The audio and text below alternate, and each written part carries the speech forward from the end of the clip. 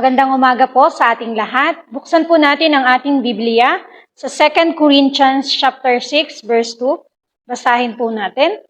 Sinasabi po dito, 2 Corinthians chapter 6 verse 2. For he say, in the time of my favor I heard you, in the day of salvation I help you. I tell you, now is the time of God's favor. Now is the day of salvation.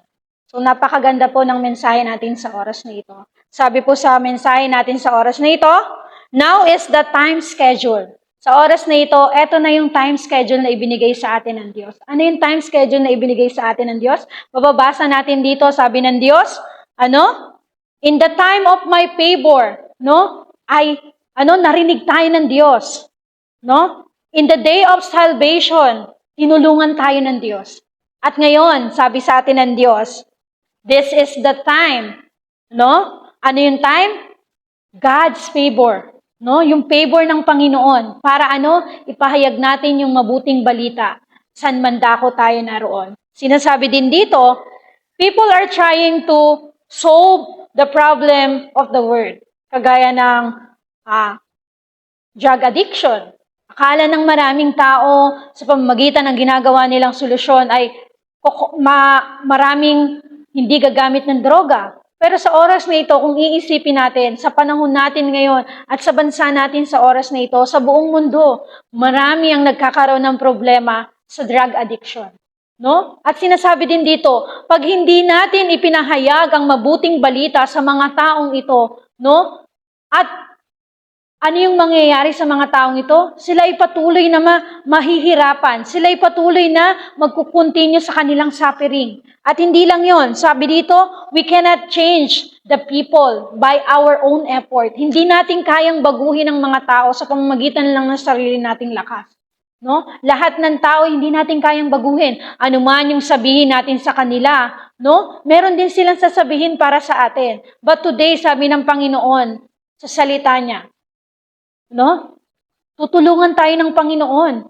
At sa oras na ito, eto na yung time schedule na dapat natin makita yung favor ng Diyos na ipangalap natin yung salita ng Diyos. At sinasabi din dito, kagaya ng sinabi ni Jesus sa John, sabi niya kay Peter, feed my lamb, pakainin mo ang aking mga tupa. Ganon din sinasabi sa atin ito ng Diyos, pakainin niyo ang mga taong nasa mundo pa at kailangan ng salita ko.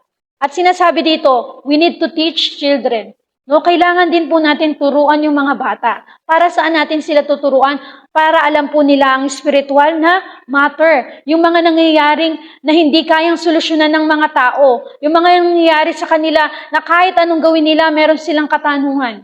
Kaya dalangin ko sa oras na ito na makita po natin ang mga bagay na ito. At higit sa lahat, sabi po sa number 1 natin, evangelization of past. Paano natin may evangelize ang ating mga nakaraan? Sabi po dito, instead of lagi natin isipin, lagi natin problemahin yung nangyari sa past natin, why not na maging springboard natin ang past natin? Why not na gamitin natin ito para makita ng maraming tao kung paano tayo binago ng Diyos sa pamamagitan ng salita niya? Dalangin ko sa oras na ito, if you have past na patuloy pa rin, meron ka sa iyong puso, na patuloy na nagpapahirap sa iyong buhay sa oras na ito, na patuloy na nagpapahirap sa iyong isipan, nawa, gumaling ito. Bakit? Kasi sabi dito, nawa, maging springboard natin yung past natin. At hindi lang yan, kailangan mag-stop na yung problema natin sa nakaraan. Bakit?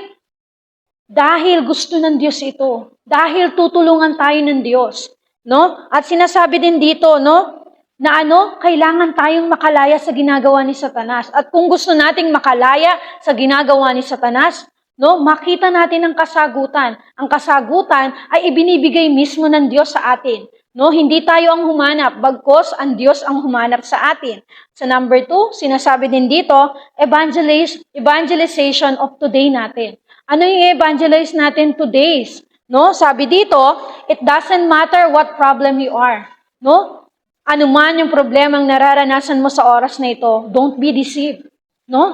Huwag kang magpadaya. Dahil ang problema, maraming taong nakakaranas nito. Even hindi man anak ng Diyos, anak man siya ng Diyos, Siya ay nakakaranas ng problema. But sinasabi sa mensahe natin ngayon, this is the time schedule para panghawakan natin ang salita ng Diyos na hindi tayo mangamba, hindi tayo madisip, no? At higit sa lahat, no? Wag tayong makinig sa mga sinasabi ng tao. At anong gawin natin? Makinig tayo sa sinasabi ng Diyos. Sabi ng Diyos, tutulungan kita. At ano yung itutulong sa atin ng Diyos? Ang ipahayag natin yung mabuting balita. Pangatlo, evangelization of future. Sinasabi dito, no? Whatever you face, we must survive. Ano man yung nararanasan natin sa oras na ito, kailangan natin magkaroon ng survival. Kailangan natin mag-survive. Saan tayo magsusurvive? Sa problema natin sa oras na ito. This is the time schedule para ang ating past, today, future natin ay magkaroon ng kasagutan. At ano yung kasagutan na sinasabi dito? Ang kaligtasan na nagmumula sa Diyos. Huh? Ang kaligtasan na nagmumula sa Diyos na binigay niya sa atin. At higit sa lahat, tayo ay pinili ng Diyos dahil sa kanyang kagandahang loob. At sa ating conclusion sa oras na ito, no? What is God's will?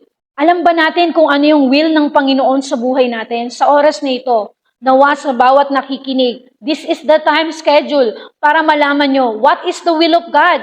The will of God is, tanggapin natin ang salita ng Diyos. That is our salvation.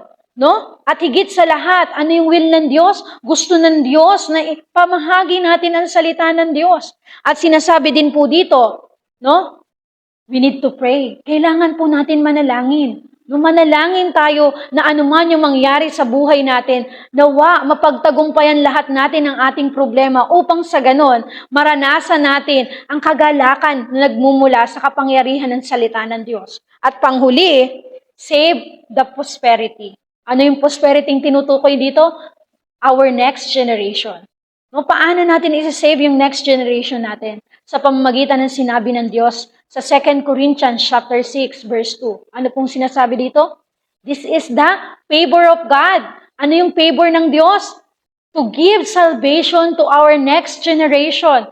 To feed the Lamb of God, no? At sa oras na ito, dalangin ko sa bawat nakikinig sa oras na ito, nawa, magkaroon po tayo ng time schedule para maibahagi natin ang salita ng Diyos. I believe sa mga oras na ito yung plano ng Diyos upang marinig nyo ang tinig ng Diyos, upang sa ganon, maipahayag nyo ang salita ng Diyos, saan man kayo nandun. Tayo'y manalangin. Panginoon, maraming salamat po sa oras na ito. Dalangin ko, Panginoon, sa bawat nakikinig, Panginoon, sa oras na ito. Alam po namin, Panginoon, this is the time schedule nyo na ibinigay sa amin upang ipahayag ang mabuting balita sa mandako, Panginoon. Sa oras na ito, sino man ang nanonood sa oras na ito, Lord, nawa ang kaligtasan, Panginoon, ay patuloy niyang ma-receive sa pamamagitan ni Jesucristo, Panginoon. At hayaan niyo sa oras na ito, anuman yung mangyaring problema sa buhay namin, Panginoon, nawa mag-survive kami dahil kasama namin kayo sa oras na ito. Maraming salamat po sa tanging pangalan lang ni Jesus. Amen.